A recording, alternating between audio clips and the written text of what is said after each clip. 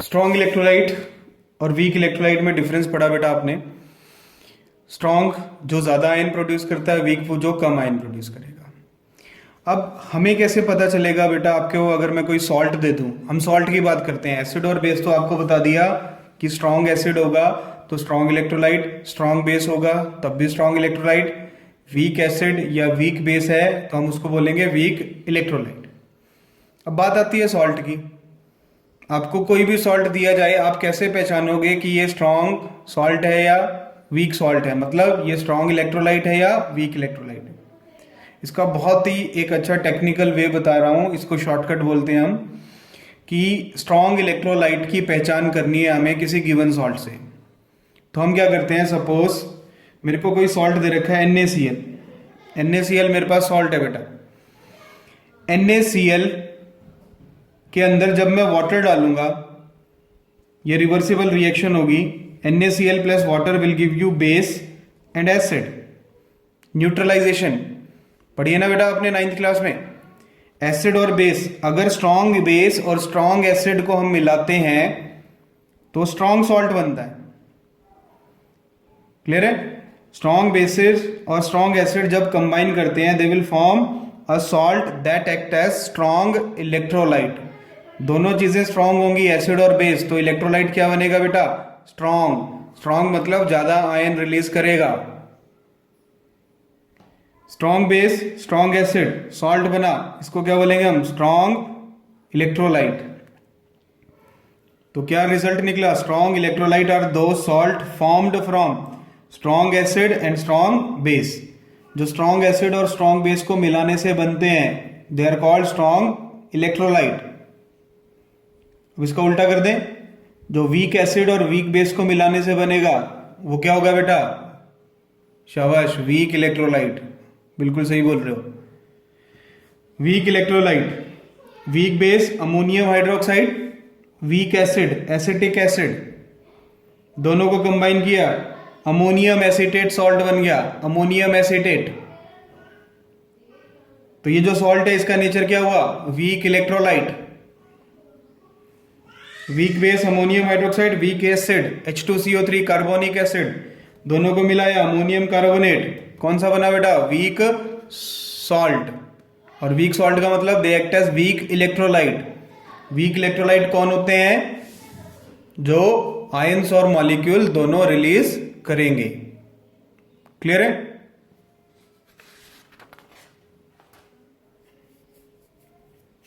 अब हमने बेटा आपको बता दिया इलेक्ट्रोलिसिस क्या होता है, हमने आपको बता दिया इलेक्ट्रोलाइट क्या होता है।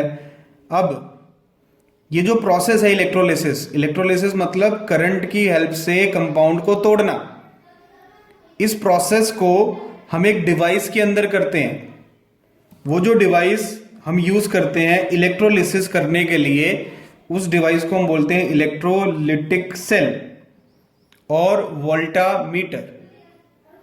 क्या बोलेंगे? इलेक्ट्रोलिटिक सेल और वोल्टामीटर। इलेक्ट्रोलिटिक सेल क्या होता है बेटा? A device which convert electrical energy to chemical energy.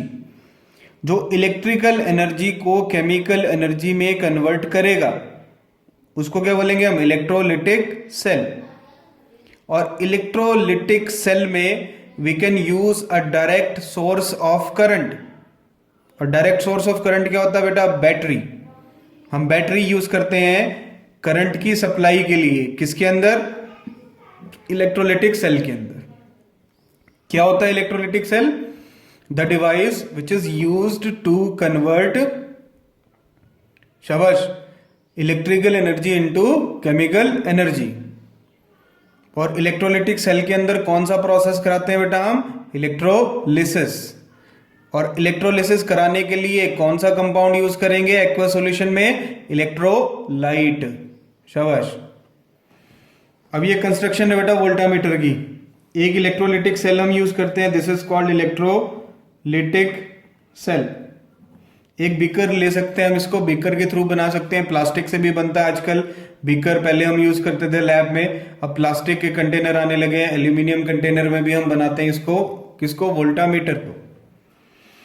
Electrolytic cell है एक बीकर है ग्लास का, उसके अंदर हम क्या फिल करते हैं बेटा, इलेक्ट्रोलाइट सॉल्यूशन, मतलब कोई भी मेटल सॉल्ट सॉल्यूशन जो करंट कैरियर का काम करेगा, जनरली स्ट्रॉन्ग इलेक्ट्रोलाइट, वो हमने फिल कर दिया एक सॉल्यूशन। उसके अंदर हम 2 इलेक्ट्रोड लगाते हैं, ठीक है। इलेक्ट्रोड का मतलब क्या होता है, electrode are made up of compounds, ये भी एक कंपाउंड से या एलिमेंट से बनते हैं, which helps in flow of current, जो करंट के फ्लो में हेल्प करते हैं, हम उनको बोलते हैं इलेक्ट्रोड। क्लियर है। इसको हमने किससे कनेक्ट करना है, इलेक्ट्रोड को बैटरी से। जो बैटरी के नेगेटिव टर्मिनल से कनेक्ट होता है इट इज कॉल्ड कैथोड, जो पॉजिटिव टर्मिनल से कनेक्ट होगा उसको बोलते हैं बेटा एनोड। नेगेटिव से कनेक्ट होगा कैथोड, पॉजिटिव से कनेक्ट होगा एनोड। ये कंस्ट्रक्शन है किसकी, इलेक्ट्रोलाइटिक सेल की और वोल्टामीटर की। ये जो इलेक्ट्रोड यूज करते हैं हम बेटा, they are made up of graphite, carbon का एलोट्रॉप होता है ग्रेफाइट, प्लेटिनम भी यूज करते हैं हम, कार्बन भी यूज करते हैं, इनको हम क्या बोलते हैं, इनर्ट इलेक्ट्रोड। अगर इलेक्ट्रोड बनाने के लिए इनमें से कोई मटेरियल यूज किया है तो उस इलेक्ट्रोड को हम क्या बोलते हैं, इनर्ट। इनर्ट मतलब वो इलेक्ट्रोड पार्टिसिपेशन नहीं दिखाएगा रिएक्शन में, उसको कोई लेना देना नहीं है, उसका काम है यहां से करंट आगे देना और यहां से करंट वापस लेके जाना, ठीक है। यहां से करंट और यहां से ऐसे फ्लो बना के रखेगा वो, और कोई काम नहीं है उसका।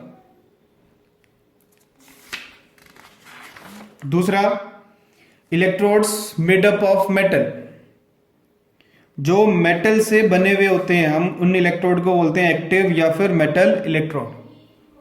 दे आर कॉल्ड एक्टिव और मेटल इलेक्ट्रोड। एक्टिव का मतलब जब रिएक्शन हो रही है तो इलेक्ट्रोड की भी पार्टिसिपेशन आएगी, समझ आया। इनर्ट का मतलब रिएक्शन हो रही है, प्रोसेस हो रहा है इलेक्ट्रोलिसिस का, लेकिन इलेक्ट्रोड को कोई लेना देना नहीं है, उसको कोई मतलब नहीं है, रिएक्शन चलती रहेगी, वो हेल्प करेगा। लेकिन जब एक्टिव इलेक्ट्रोड यूज करेंगे तो ये अपनी प्रेजेंस शो करेगा, किसके अंदर, इलेक्ट्रोलिसिस रिएक्शन के अंदर। Electrode connected to positive of battery is called anode and those which is connected to negative of battery is called cathode। Clear है। अब इलेक्ट्रोलाइट है बेटा, इलेक्ट्रोलाइट में क्या बनते हैं, आयन। आयन 2 तरह के होते हैं, आपको पता है, कैटायन और एनायन। अब एनोड पॉजिटिवली चार्ज है तो पॉजिटिव की तरफ कौन जाएगा, नेगेटिवली चार्ज। नेगेटिव चार्ज किसका होता है, अनायन का, तो anion moves towards anode. Cathode negatively charge है तो इस पे कौन मूव करेगा, कैटायन, तो cation moves towards cathode, anion moves towards anode. Clear है। कैसे याद रखना है, cation cathode, CC anion anode, A. Clear है बेटा।